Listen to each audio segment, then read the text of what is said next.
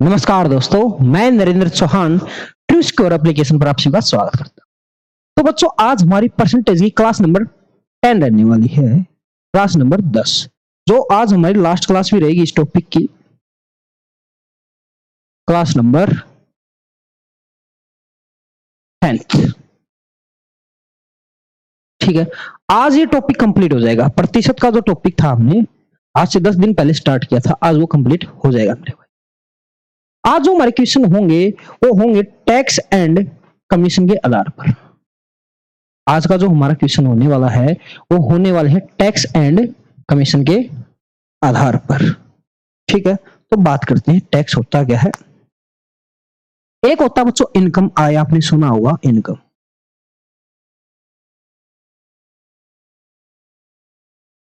Income equal होती है tax plus net income.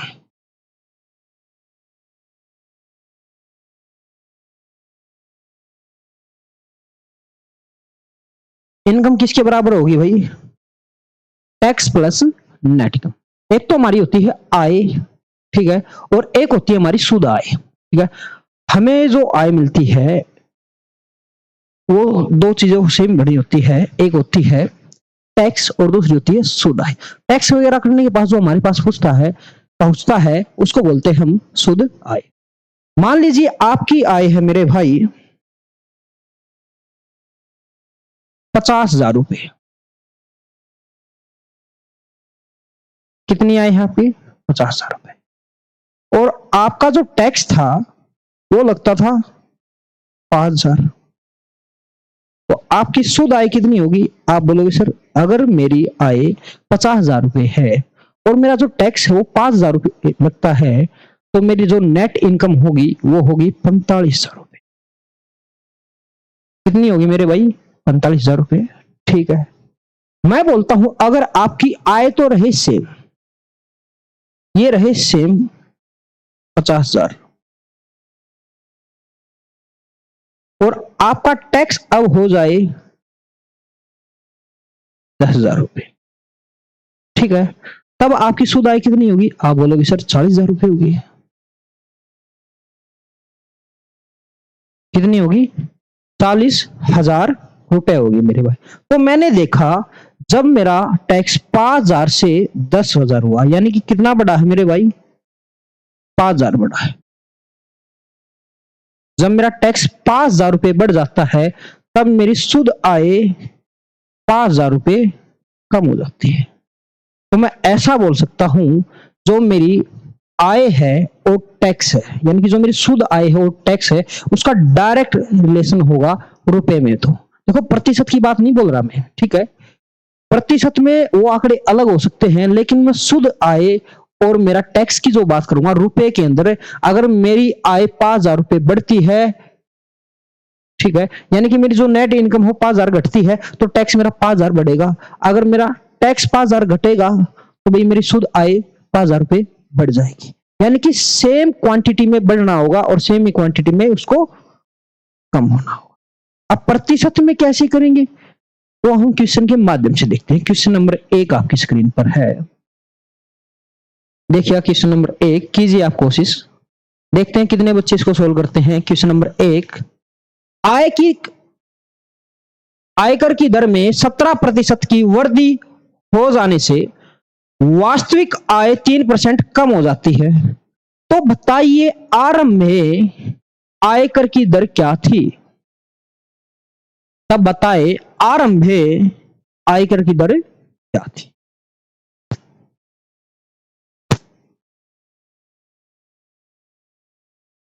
चलो भाई कीजिए क्वेश्चन फटाफट।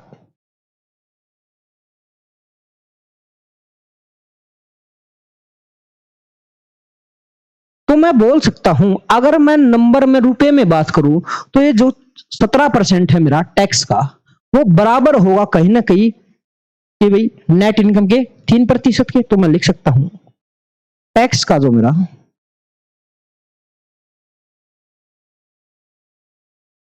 17% है वो बराबर है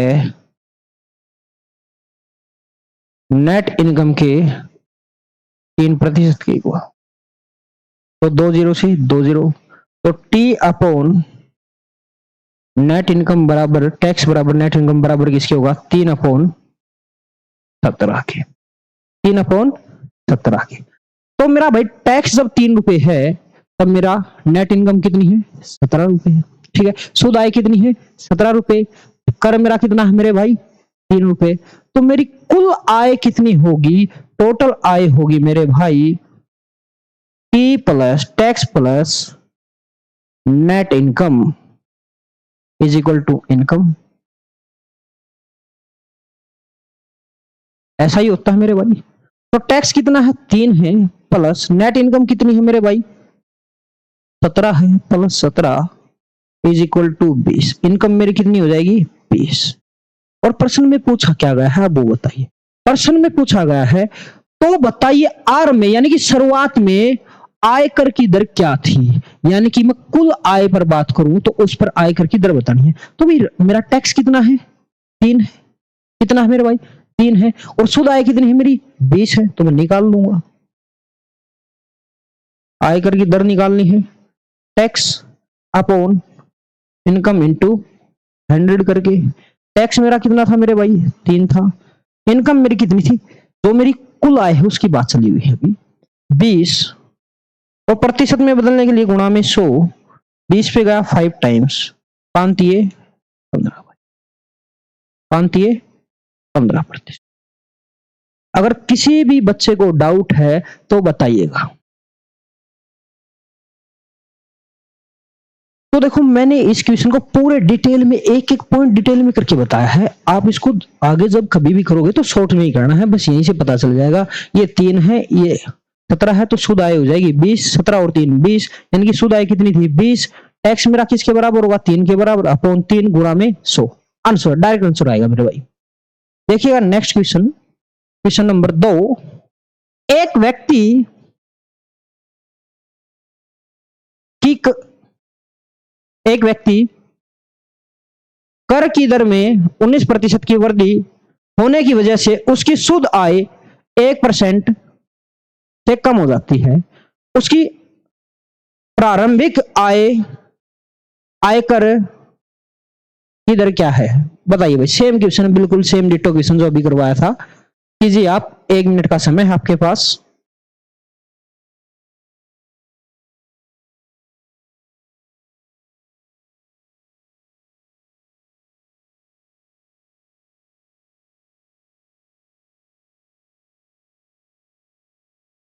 देखिएगा मेरे भाई, बोल रहा है कितना वृद्धि होती है 19%, यानी कि रुपीज में जो टैक्स का 19% है वो नेट इनकम के 1% के बराबर होगा। तो टैक्स का 19%, 19/100 बराबर किसके होगा मेरे भाई नेट इनकम के 1% के बराबर।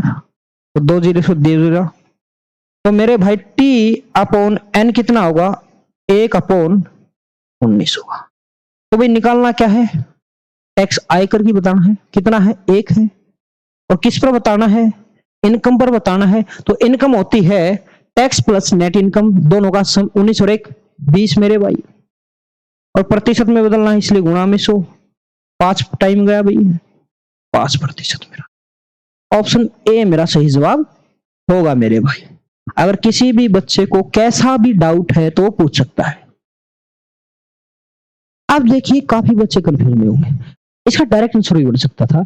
डायरेक्ट कैसे मेरे भाई, तो आपके पास यहां पर नेट इनकम क्या है, ठीक है, उसको डायरेक्ट ऊपर लिखिए,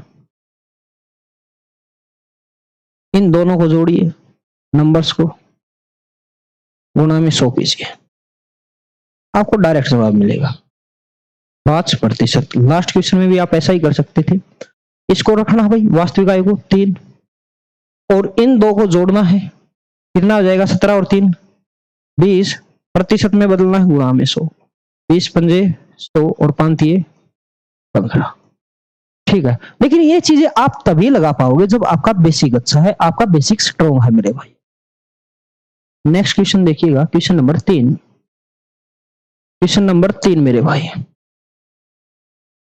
क्वेश्चन नंबर 3 क्या है, ध्यान से देखिए।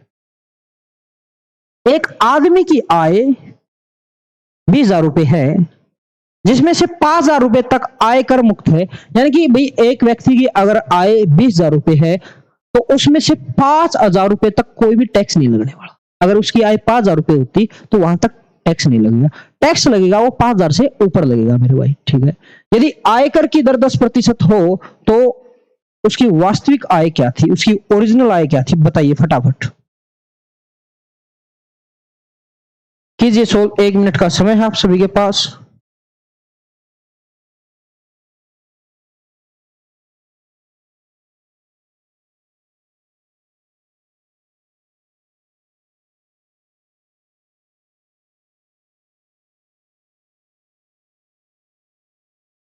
बताइए फटाफट।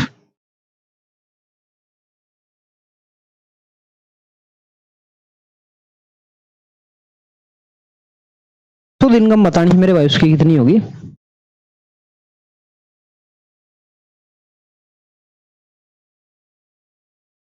ध्यान दीजिए, बोल रहा है अगर एक व्यक्ति की आय 20,000 रुपए है, इनकम कितनी है मेरे भाई,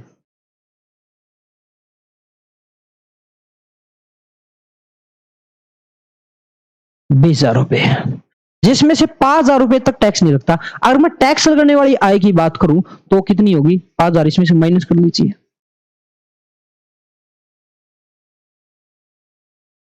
यानी कि 15,000 रुपए की राशि पर टैक्स लगेगा भाई। टैक्स कितने रुपए की राशि पर लगेगा, 15,000 रुपए। और जो टैक्स लगेगा वो कितना लगेगा, उस इनकम का 10%। यानी कि जो राशि मेरी 15,000 रुपए है उसका 10% ही टैक्स लग रहा है, तो इसका 10% निकाल लेंगे हम। देखो हम डायरेक्ट भी निकाल सकते हैं, लेकिन मैं फिर भी सोल्व करवा देता हूँ, बच्चा कोई नया हो तो सोल्व कर ले। तो मेरे भाई 1,500 रुपए उसको टैक्स के रूप में देने होंगे। कितने रुपए देने होंगे उसको टैक्स के रूप में, 1,500 रुपए। अगर वह 20,000 रुपए कुल कमाता है और उसमें से 1,500 रुपए वो टैक्स के रूप में देता है, तो उसके पास शुद्ध आय कितनी आएगी, आप बोलोगे सर माइनस कर देते हैं 20,000 में से, 18,500, 18,500 रुपए उसकी शुद्ध आय होने वाली है। Option B is the right answer मेरे भाई। बताइए किसी बच्चे को अगर किसी भी प्रकार का डाउट है तो कमेंट कीजिएगा जल्दी से। चलो मेरे भाई देखिए क्वेश्चन नंबर 4। क्वेश्चन नंबर 4 एक अच्छा क्वेश्चन है और एक अपडेट भी है आप सभी के लिए। अपडेट क्या है मेरे भाई, अभी जो आपका सीईटी का जो फॉर्म था जिसकी डेट 3 तारीख थी उसको बढ़ाकर 5 तारीख कर दिया गया है, ठीक है। यानी कि अब आप 2 दिन और फॉर्म डाल सकते हैं, अप्लाई कर सकते हो, ठीक है। किसी बच्चे का इनकम सर्टिफिकेट ना बनाओ या फिर फैमिली आईडी ना हो या फिर कास्ट सर्टिफिकेट ना था, कोई भी सर्टिफिकेट की वजह से अगर आप लेट थे तो मेरे भाई आप फॉर्म डलवाइए, ठीक है। कहीं ऐसा ना हो आप किसी सर्टिफिकेट की वजह से फॉर्म न डाल पाए, भाई करेक्शन पोर्टल खुलेगा आप वहां पर ठीक कर लेना, ठीक है। एक बार आप फॉर्म डलवा लो। और दूसरी बात मेरे भाई, रेलवे जो ग्रुप डी है उसका भी एग्जाम डेट आ चुका है, तो आप उसकी भी तैयारी करिए। और साथ के साथ कोई बच्चा ऐसा ना सोचे कि उसके लिए अलग मैथ पढ़ना पड़ेगा, भाई ये ही यहीं से क्वेश्चन आने वाले हैं, बिल्कुल सेम, घबराने वाली बात नहीं है। हमने अच्छे लेवल के क्वेश्चन सेट किए हैं, लगभग आज 130 से 150 के बीच हम क्वेश्चन कर लेंगे परसेंटेज टॉपिक के, तो यानी कि हमने नंबर ऑफ क्वेश्चन भी अच्छे खासे किए, अच्छी प्रैक्टिस की है मेरे भाई, तो घबराना नहीं है और अच्छे से अपनी तैयारी को आगे बढ़ाना है। देखिएगा प्रश्न क्या है, एक डीलर का कमीशन 25% से घटकर 20% हो जाता है, लेकिन उसकी आय पर कोई प्रभाव नहीं पड़ता, तो बताइए उसके व्यापार पर क्या प्रभाव पड़ेगा, बताइए फटाफट।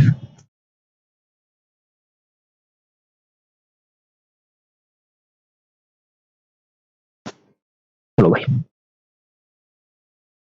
कमीशन कितना था, 25%, घटकर कितना हुआ भाई, 20%, ठीक है। अगर उसका जो कमीशन था वो 25 से कितना हुआ है, 20%, पहले था 25%, अब हो चुका है 20%।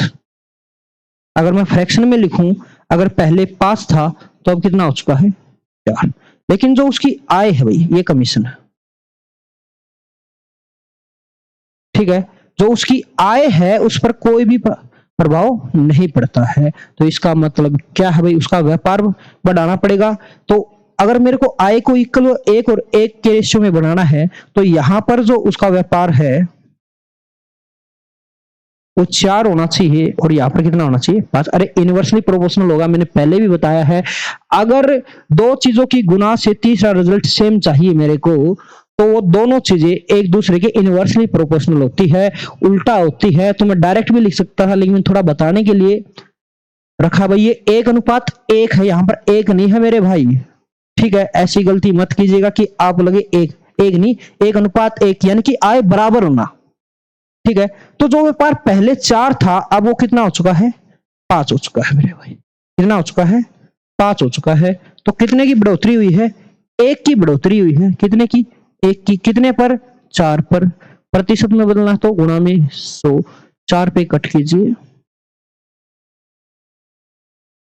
25% मेरा जवाब होगा। मेथड नंबर 2 मेरे भाई, ये था मेथड नंबर 1 और मेथड नंबर 2 मेरे भाई।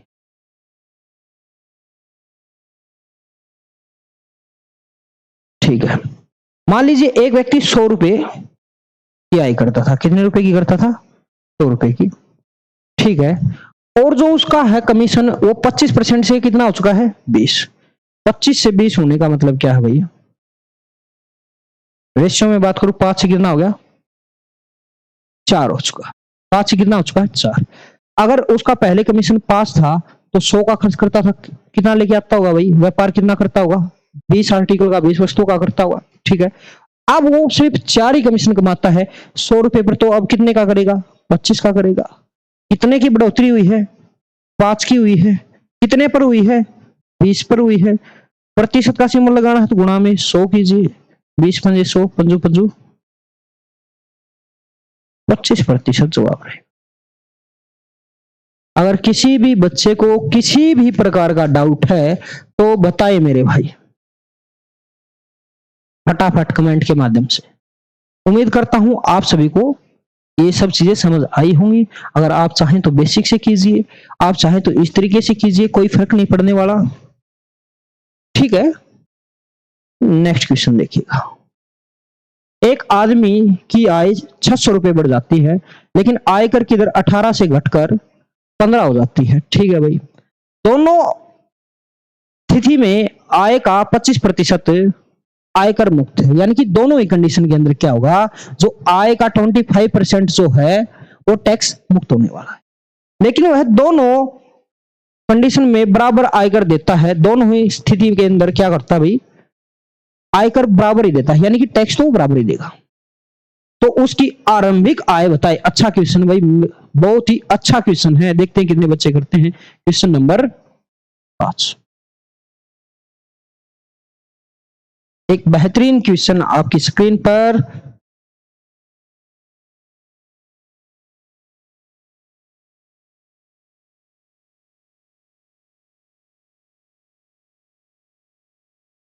एक मिनट का समय है आपके पास, देखते हैं कौन कौन बच्चा इसको सोल्व करेगा और फिर हम इसको सोल्व करवाएंगे।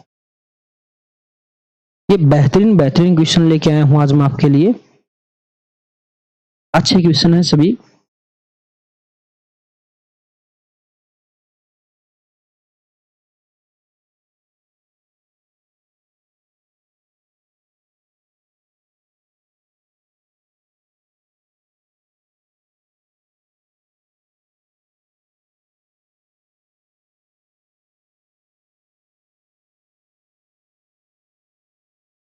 देखिएगा मेरे भाई, बोल रहा है एक आदमी की आय 600 रुपए बढ़ जाती है। कितनी बढ़ जाती है 600 रुपए बढ़ जाती है, ठीक है।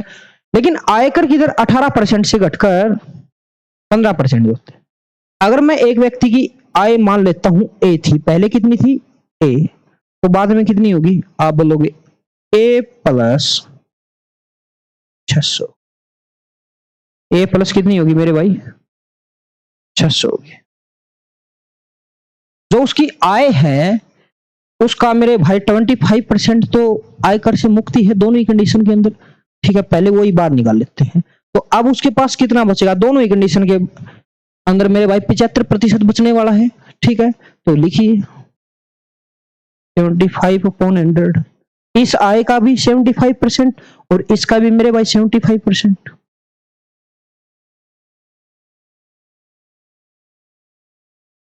यहां तक किसी बच्चे को डाउट? ठीक है, बोल रहा जो पहले आई थी उस पर कितना टैक्स लगता था मेरे भाई? 18% लगता था। ठीक है, जो बाद में कितना हुआ है? तो जो मेरी पहली जो इनकम थी जिस पे टैक्स लगता था वो इतनी थी और उस पे कितना लगता था? 18%। अब जो मेरी इनकम है ये जिस पे टैक्स लगता है वो कितना लगता है? 15%। और दोनों ही कंडीशन के अंदर टैक्स बराबर है, तो इसलिए हमने इन दोनों को एक साथ रख दिया मेरे भाई। ठीक है, अब इससे तो ये गया, काटना आसान है। इससे गया मेरे भाई, ये गया, तो यहां पर तो होगा 18A बराबर किसके? 15A के प्लस 15×6 = 90, और मेरे भाई 2 जीरो बची हुई उनको भी चिपका देंगे। ठीक है, 9000 के इक्वल।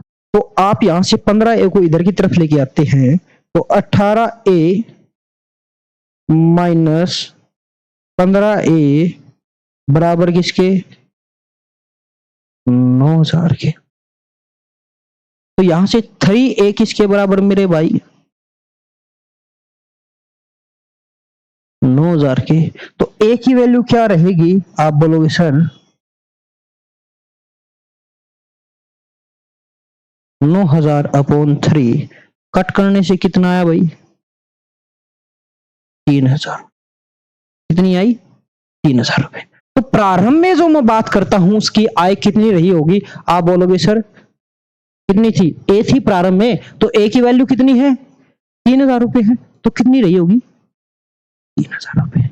अगर आपसे वो प्रश्न कर लेता बाद की आय बताएं तो आप बिल्कुल आराम से बता सकते हो 3000 तो ये होती, और 600 रुपए और बढ़ चुकी है, तो बाद वाली कितनी होती मेरे भाई? बाद वाली आय 3600 रुपए। अगर किसी बच्चे को डाउट है तो बताइएगा, फटाफट कमेंट के माध्यम से जवाब दीजिएगा अगर किसी भी बच्चे को किसी भी प्रकार का डाउट है। देखते हैं, तो भाई ये थे टैक्स आधारित क्वेश्चन हमारे, जो टैक्स के आधार पे क्वेश्चन पूछ लेता है। एक टाइप पहले और भी आती थी कमीशन वाली। ठीक है, अब क्या है, जैसे मैंने देखा कुछ टाइम से वो टाइप नहीं आती, तो ये ग्रुप डी के एग्जाम के लिए तैयारी कर रहे हैं हम। ठीक है, इसलिए एक्स्ट्रा नहीं पढ़ने वाले भाई, जो आता है वही पढ़ेंगे और जो बार बार आया है उसी की तरफ हम ज्यादा फोकस रखेंगे। यहाँ पर भी बहुत सारे ऐसे क्वेश्चन थे जो एसएससी में आए हैं, रेलवे ने पूछे हैं, हरियाणा ग्रुप डी में नहीं आए हैं, लेकिन मैंने फिर भी वो क्वेश्चन करवाए हैं ताकि आप सभी बच्चों को किसी प्रकार की परेशानी न हो। आपका जो ये सिलेबस करवाया गया है वो रेलवे ग्रुप डी को रिगार्डिंग न मानते हुए एसएससी या फिर रेलवे कोई भी एग्जाम दो उन सभी के अनुसार करवा रहे हैं मेरे भाई। ठीक है, जबकि स्पेशल बैच है हरियाणा ग्रुप डी के लिए। अब एक और प्रश्न है मेरे भाई। ठीक है, टैक्स वाले क्वेश्चन वही खत्म होते हैं, अब थोड़ा मिसलेनियस क्वेश्चन पढ़ लेते हैं। क्वेश्चन क्या है? ए तथा बी दो बिंदु हैं जिनके बीच की दूरी 5 सेंटीमीटर है और ए बी पर एक बिंदु सी है, यानी कि ए बी जो लाइन थी उस पर एक बिंदु और है जो सी है, तथा एसी की लंबाई 3 सेंटीमीटर है। बोल रहा जो एसी की लंबाई है वो 3 सेंटीमीटर है। यदि एसी की लंबाई 6% बढ़ा दी जाए, बोल रहा कि अगर एसी की लंबाई को 6% बढ़ा दिया जाए तो सीबी की लंबाई कितने प्रतिशत घट जाएगी? सीबी की लंबाई कितने प्रतिशत घट जाएगी? मेरे बच्चे बोल रहे सर आप बीच में आते हो, लो भाई मैं बैठ जाता हूं। चलो कीजिए, अब मैं बीच में नहीं हूं। देखते हैं कितने बच्चे इसका जवाब देते हैं।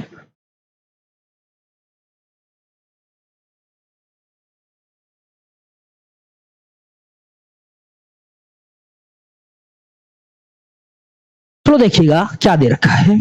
गिवन है मेरे भाई ए बी दो बिंदु है, एक लाइन है,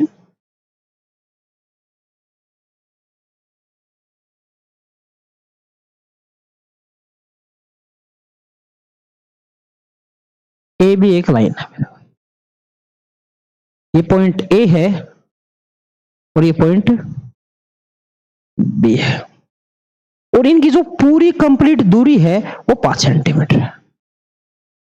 कितना है भाई? 5 सेंटीमीटर है। बोल रहा है ए बी पर एक बिंदु सी है, एक बिंदु कोई और भी है जिसका नाम है मेरे भाई, ये एक बिंदु है सी, ठीक है, तथा ए सी की लंबाई, ए से लेके सी तक की लंबाई है 3 सेंटीमीटर। कितनी है मेरे भाई? 3 सेंटीमीटर। तो बी सी की लंबाई कितनी होगी? आप बोलोगे सर 2 सेंटीमीटर। कितनी रहेगी? 2 सेंटीमीटर। ठीक है, इसने बोला यदि ए सी की लंबाई 6% बढ़ा दी जाए, इस 3 सेंटीमीटर की लंबाई को अगर 6% और बढ़ा दिया जाता तो इसकी 3% निकाल लेते हैं।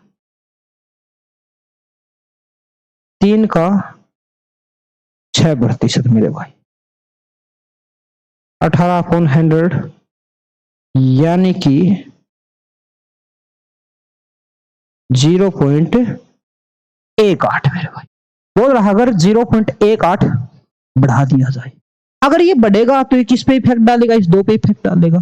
तो सी बी को कितने प्रतिशत कम करना होगा? तो भाई कम कितना करना है? जितना बड़ा है उतना ही कम होगा। अगर यहां से 0.8 इधर की तरफ बढ़ेगा तो बी सी के अंदर से इतना ही कम होगा ना। ठीक है, तो कम तो करना है मेरे को 0.18। कितने पर? 2 पर। पॉइंट ना लेने के लिए 2 0।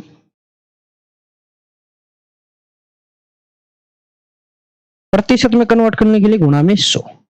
2 0 से मेरे भाई 2 0 गया, 2 पे गया 9 टाइम्स, यानी कि 9% की कमी करनी होगी। कितने प्रतिशत की कमी करनी होगी मेरे भाई? 9% की। ऑप्शन डी मेरा सही जवाब होगा। बताइए, अगर किसी भी बच्चे को किसी भी प्रकार का डाउट है तो जल्दी से कमेंट के माध्यम से बताइएगा। अगर किसी भी बच्चे को किसी भी प्रकार का डाउट है, उम्मीद करता हूं सबको समझ आया होगा। ठीक है, एक चीज और मैं बताता हूं मेरे भाई, मेरे को पता था इस 3 का, अगर मैं अनुपात की बात करूं, ये है 3:2 था। अगर इसका मेरे भाई मेरे को 6% बढ़ाना है, तो मैंने एक रेशियो वाले क्वेश्चन के माध्यम से आपको सिखाया था क्लास नंबर 2 या फिर 3 में, हम डायरेक्ट ही उससे गुणा कर लेते हैं जितना बढ़ाना हो। तो यहां पर 6 से मैं गुणा करूं तो कितना हो जाएगा? 18%। और जो ये 18 है ये अब कम करवाना है। ये कितने यूनिट पे कम करवाना है? इस 2 यूनिट पे। डायरेक्ट इसे भाग भी लगा दो। अब भाई 2 यूनिट में बांट दो इसको, बस इसको 2 से डिवाइड करवा दो। डायरेक्ट भी आंसर ले सकते हो आप 9%। लेकिन उसके लिए भाई जो कंसेप्ट मैंने सिखाया था उसको याद रखना पड़ेगा। क्लियर है? किसी बच्चे को किसी भी प्रकार का अगर डाउट है तो कमेंट के माध्यम से बताएं मेरे भाई। नेक्स्ट क्वेश्चन देखिएगा, एक आयत की वास्तविक क्षेत्रफल 60 सेंटीमीटर। एक आयत का क्षेत्रफल गिवन है मेरे भाई, ठीक है, लेकिन जब एक छात्र इसे नापता है, जब एक छात्र इसको नापता है तो वह लंबाई को 20% कम तथा चौड़ाई को 25% ज्यादा करता है। यानी कि जब एक लड़का जो है उसका मेजरमेंट करता है तो ऐसा करता है मेरे भाई, जो उसकी लंबाई थी वो उसको 20% कम कर देता है और जो उसकी चौड़ाई है उसको 25% इंक्रीज कर देता है। तो उसने नापने के लिए कितने प्रतिशत की गलती की? तो बताइए उसके द्वारा जो त्रुटि हुई है वो कितने प्रतिशत की है? जल्दी से फटाफट सोल्व कीजिए, 1 मिनट का समय है आपके पास। एक बेहतरीन क्वेश्चन आपके सामने है, देखते हैं कितने बच्चे इसको सोल्व करेंगे। जल्दी से कीजिए सोल्व। आज हम परसेंटेज की लास्ट क्लास ले रहे हैं मेरे भाई।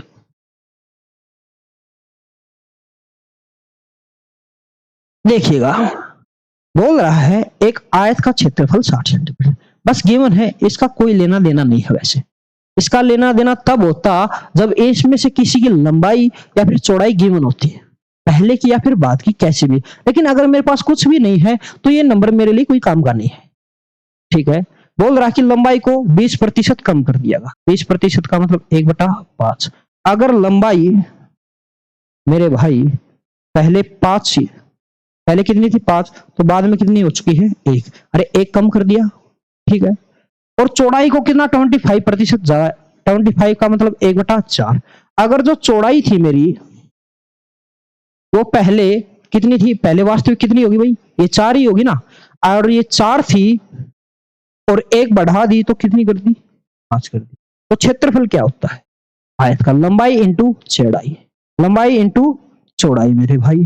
ठीक है, तो 5 चौके 20, पहले क्षेत्रफल कितना था 20, और अब कितना होगा 5 चौके 20, ये पहले वाली बात है।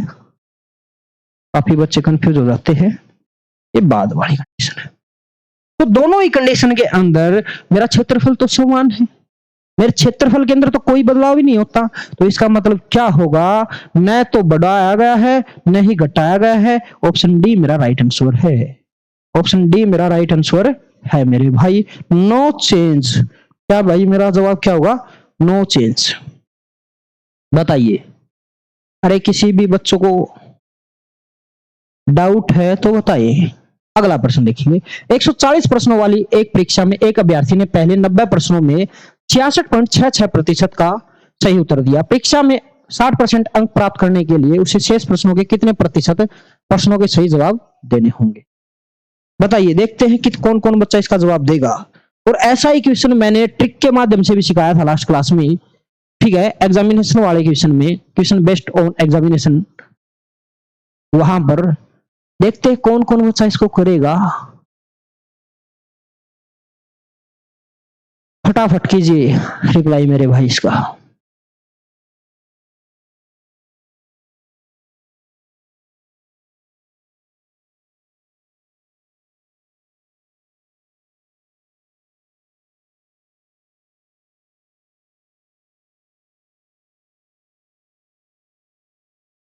देखिए 140%, टोटल पर्सन कितने थे, टोटल पर्सन 140, कितना था 140, उसमें से 90% का कितना दिया है भाई 66.666 का मतलब होता है 2/3।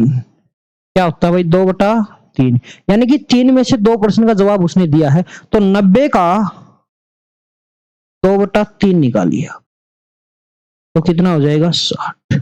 कितना हो जाएगा, यानी कि मैं बोल सकता हूं 60 जो पर्सन है उनके ठीक जवाब दिए है उसने।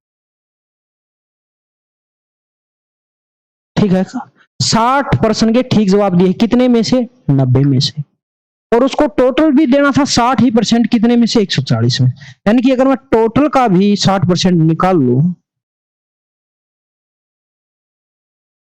0 से 0, 0 से 0, 14×6 = 84, टोटल कितने प्रश्नों का सही जवाब देना था उसने 24। भाई टोटल जो प्रश्न ठीक करने थे वो थे 84, 84, और जिसमें से उसने 60 का ठीक जवाब दे दिया है, तो अब कितने और सही करने होंगे आप बोलोगे सर, यहां से यहां तक देखूं तो 24% और ठीक करने पड़े। ठीक है, और ये जो 24% है वो कहां से ठीक करने पड़ेंगे, जो बचे हुए क्वेश्चन है। तो भाई बचे हुए कितने थे, अगर टोटल 140 थे जिसमें से 90 का यूज हो चुका है, तो भाई बचे कितने 50, यानी कि 50 में से देना पड़ेगा। ये प्रतिशत में बदलना है, गुणा में, तो 50 पे गया 2 टाइम्स 24 दूनी 48, 48% मेरे कितना जवाब होगा 48%। ऑप्शन ए मेरा सही जवाब होने वाला है। बताइएगा किसी भी बच्चे को कोई भी डाउट किसी भी प्रकार का, और मैं एलिगेशन मेथड से इसका जवाब आपसे जानना चाहूंगा। सभी बच्चे इस क्लास के बाद इसका सॉल्यूशन एलिगेशन मेथड से दें। नेक्स्ट क्वेश्चन देखिए आपकी स्क्रीन पर है, एक और अच्छा क्वेश्चन है मेरे भाई। एक पीढ़ी से दूसरी पीढ़ी में जाने पर जीवाणुओं की संख्या 8 गुनी हो जाती है, यानी कि एक जनरेशन से जब मैं दूसरी जनरेशन की तरफ जाऊंगा तो मेरे जो जीवाणु होंगे वो कितना हो जाएगा भाई 8 गुना हो जाएगा, एक से कितना हो जाएगा 8 हो जाएगा। ठीक है, लेकिन वातावरण के कारण एक पीढ़ी से दूसरी पीढ़ी में 50% की वृद्धि होती है। कहने की बात क्या थी कि वातावरण अनुकूल न होने के कारण 50% की तो डेथ हो जाएगी, तो 85% की वृद्धि होगी, ठीक है।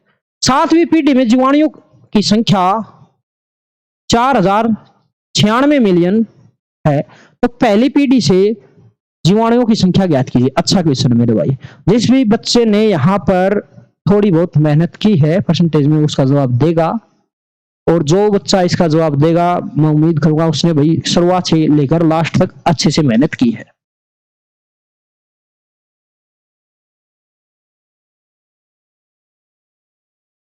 और ये परसेंटेज का लास्ट क्वेश्चन है, देखते हैं कितने बच्चे इसका सही जवाब दे पाते हैं। इसी के साथ हमारा परसेंटेज कंप्लीट हो जाएगा। उसके बाद हम स्टार्ट करेंगे मेरे भाई profit and loss. Next topic हमारा क्या रहेगा, लाभ और हानि।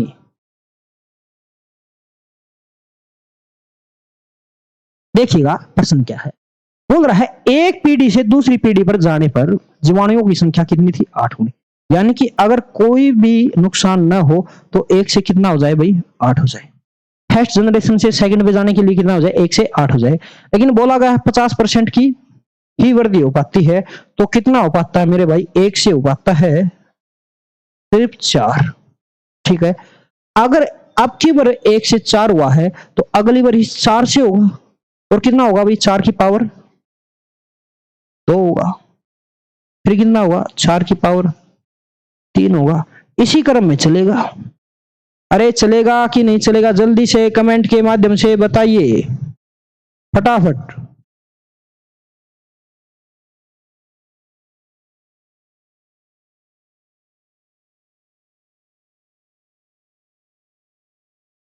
ठीक है, 1 बार 2 बार 3 बार 4 बार 5 बार, और ये कितनी बार चाहिए मेरे भाई, 7वीं पीढ़ी में, ठीक है। और 4 की 6 भाई, 1 2 3 4 5 6, और इसके बाद क्या आएगी भाई, 7वीं पीढ़ी आ जाएगी, ठीक है। अरे किसी बच्चे को डाउट है तो बताइए। अब 4 की पावर 6 कितना होता है मेरे को ये बताइए सबसे पहले, तो 4 की पावर 6 कितना होगा, तो 4 की पावर 6 इसको लिख सकता हूं मैं 2 की पावर 2 की पावर, अरे 2 की पावर 2 का मतलब 4, और उसकी पावर कितनी, तो काफी बच्चों को याद होगा 2 की पावर 10 जो होता है वो होता है 1024, ठीक है। अगर याद नहीं है तो मैंने आज बता दिया है, 2 की पावर जो भाई 10 होता है वो होता है 1024 होता है, ठीक है। तो 2 की पावर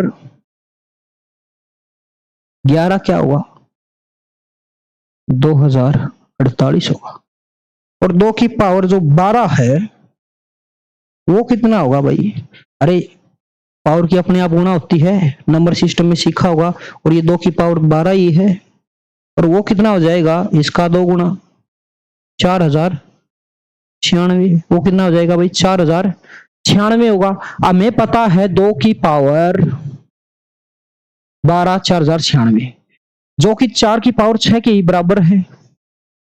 तो हमने देखा 7वीं पीढ़ी तक जो मेरा है 4096 का मल्टीपल होगा, यानी कि अगर पहली पीढ़ी में 1 था तो 7वीं पीढ़ी तक कितना हो जाएगा भाई, 4096 हो जाएगा। तो इसने दे भी रखा है सेम ही नंबर कि भाई 4096 मिलियन हो जाती है, यानी कि इसके पीछे बस मिलियन का सिंबल हो देना है।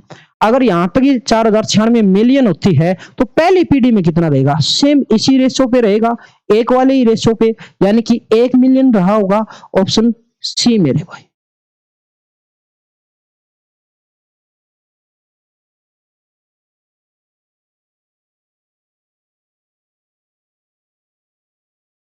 ठीक है, किसी बच्चे को डाउट, भाई 7वीं पीढ़ी का मतलब क्या होता है कि 6 पीढ़ी कंप्लीट हुई है, 7वीं स्टार्ट हुई है, तो 1 complete 2 complete 3 complete 4 complete 5 complete 6 complete, तो 7वीं स्टार्ट हो चुकी है, ठीक है। तो 7वीं स्टार्ट ही हुई है तो अभी 4 गुना नहीं होगा। कई कोई बच्चा सोचे सर 6 तक ही लिखा आपने तो 7 लिखा ही नहीं, तो मैं बता दूं, जैसे कि अभी 21वीं शताब्दी है, कितनी है, 21वीं है, और चल क्या रहा है भाई, 2020 समथिंग चल रहा है, ठीक है। इससे पहले क्या था 1900 वाला पार्ट जब चल रहा था 1999 1995 ऐसा कुछ के, तब 20वीं शताब्दी थी, यानी कि एक ज्यादा गिना जाता है शताब्दी में पीढ़ी में ऐसी चीजों के अंदर। तो आप इस चीज से कंफ्यूज मत होइएगा सर 4 की पावर 7 आएगा, अरे नहीं भाई, वो स्टार्ट हुआ है, वो खत्म नहीं हुआ है। 7वीं पीढ़ी स्टार्ट हुई है भाई, यहाँ पर 7वीं पीढ़ी खत्म नहीं हुई है। तो 7वीं पीढ़ी स्टार्ट होने का मतलब क्या है, 6 पीढ़ियां खत्म हो चुकी। ठीक है, किसी बच्चे के मन में ऐसा क्वेश्चन आ सकता था तो मैंने पहले ही क्लियर कर दिया है। अब बताइए किसी बच्चे को किसी भी प्रकार का अगर डाउट है तो मैं फिर बताता हूं।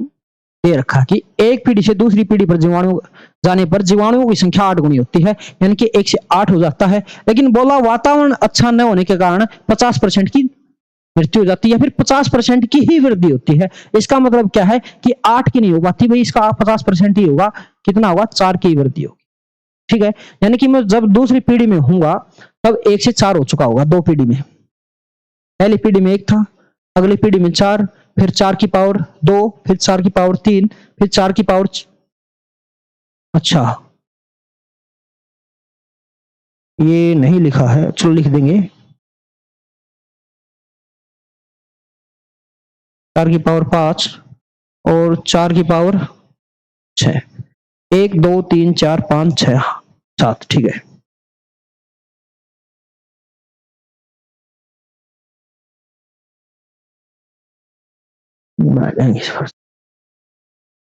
एक बार फिर देखिएगा, फिर करवाता हूं आपको।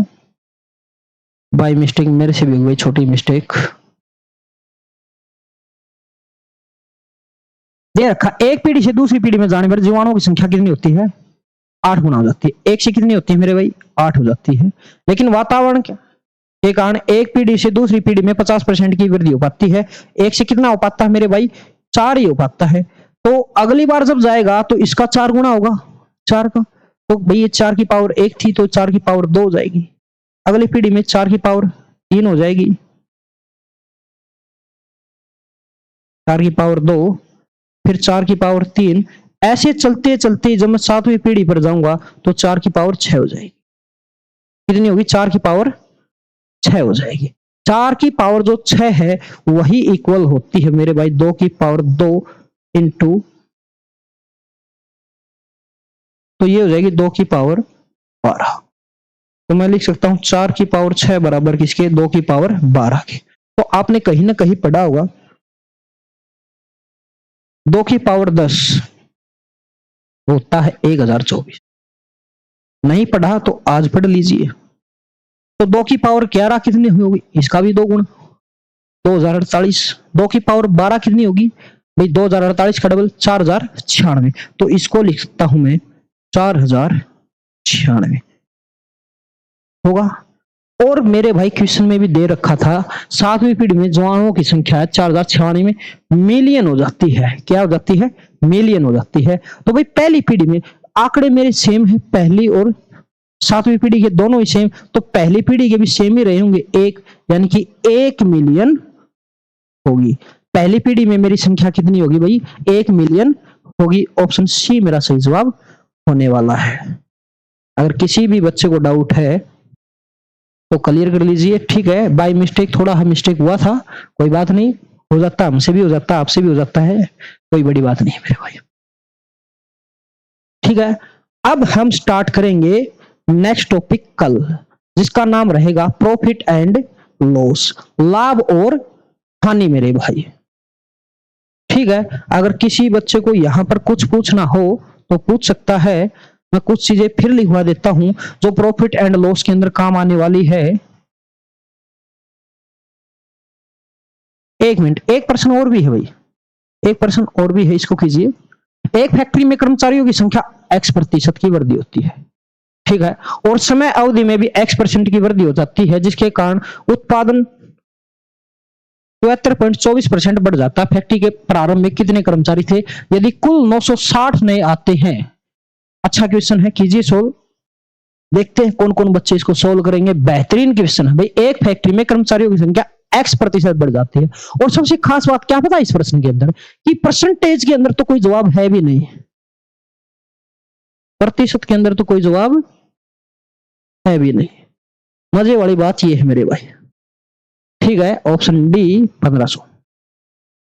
ठीक है, आपने देख लिया होगा। ठीक है,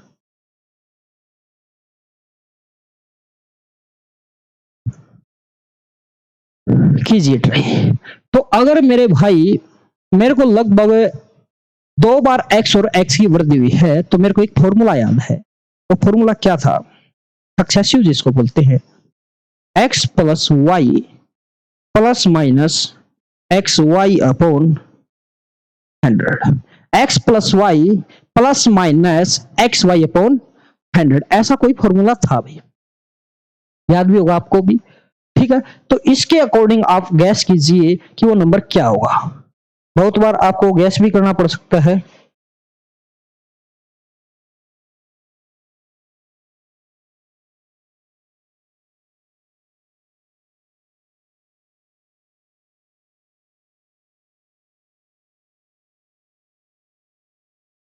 x प्रतिशत और x प्रतिशत, अगर मैं इसको मान लूं मेरे भाई 20, इसको भी 20 मान लूं, तो 20 और 20 40, और 20 गुना 20 40, ओ 400, 400 बटे 100 4, तो लगभग 44% ही होगा। 74 के करीब तो मैं नहीं पहुंच पाया। ठीक है, मैं इसको मान लेता हूँ 30, इसको भी मान लेता हूँ 30, 30 और 30 60, यहाँ पर रखता हूँ 30 प्लस 30, दोनों प्लस तो प्लस 30 गुना 30 900 अपॉन 100, 20 से 20, 30 और 30 60 और 9 69, यानी कि 69, काफी करीब हूं मेरे भाई, काफी करीब हूं। ठीक है, तो एक बात तो क्लियर है, आखिरी का जो सिंबल है वो 4 है। इकाई अंक कितना है भाई? 4 है। तो एक तो 31 तो हो ही नहीं सकता, 31 के अंदर तो इकाई का अंक 1 बन के आएगा मेरे भाई, तो 32 पे ट्राई करते हैं। अगर ये होता 32, देखिए गैस भी करना पड़ेगा आपको बहुत बार, अच्छा पर्सन जो होता है उसके अंदर गैस करना पड़ता है। 32 प्लस 32, दोनों प्लस के प्लस 32 गुना 32 अपॉन 100, तो यहां से 32 और 32 64, प्लस 32 गुना 32 1024 अपॉन 100, तो इसके लिए दो अक्षर के बाद में पॉइंट डाल सकता हूं, तो मैंने डायरेक्ट पॉइंट डाल दिया। और अब इसका सम करूंगा तो मेरे भाई ये होगा 74.24, और जो कि मेरे पास गिवन है, तो मैं बोल सकता हूं कितने प्रतिशत की वृद्धि की गई होगी? 32% की। x का जो मेरा मान है वो 32% है, x का जो मेरा मान है भाई 32% है। बस, तो हमें पता चल चुका है। प्रश्न पूछा क्या? फैक्ट्री में प्रारंभ में कितने कर्मचारी थे यदि कुल 960 नए आते हैं? अच्छा, नए कितने आए हैं भाई? कर्मचारी में कितनी वृद्धि हुई है? 32%, तो 32% के बराबर ही होगा। 32% इज इक्वल टू 960, तो 1% किसके बराबर भाई? 960 अपॉन 32 के, तो 100% किसके बराबर भाई? दोनों तरफ 100 से गुणा कर देंगे। ठीक है, 32 दिए 96, तो कितना होगा भाई? 3000 मेरा आंसर हो जाएगा। ऑप्शन बी मेरा सही जवाब होगा मेरे भाई। प्रारंभ में कितने व्यक्ति थे मेरे भाई? 3000 रहे होंगे। आप बताइए, किसी भी बच्चे को किसी भी प्रकार का डाउट है तो। ठीक है, तो यहां पर हमारा प्रतिशत कंप्लीट होता है, और इसके बाद हम पढ़ेंगे next topic profit and loss में। एक दो टर्म आपको बता देता हूं प्रॉफिट एंड लॉस की, लाभ और हानि।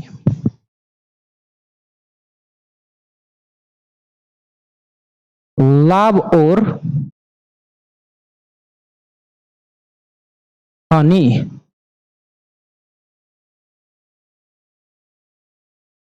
अब लाभ और हानि होगा कब? प्रॉफिट एंड लॉस कब होता है?